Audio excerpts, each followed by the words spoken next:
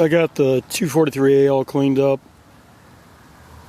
polished all the brass. I put a IPE redone ventilator on it, and a Fred Krantz mica glue. Had to replace the generator with a new one and a new burner cap. Burner frame came out a lot better than I thought it would, and the collar came out a lot better than I thought it would. There's one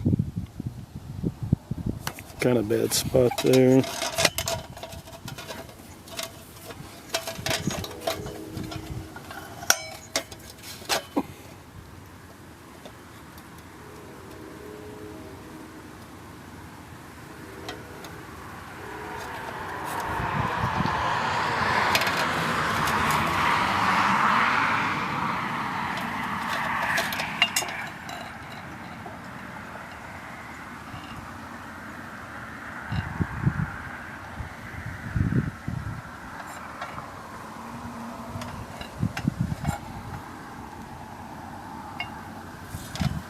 It's pretty good shape other than the bottom of the fount. It's got some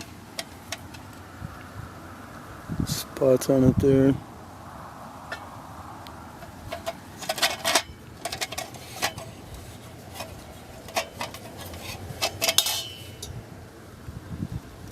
Couple really tiny dings there.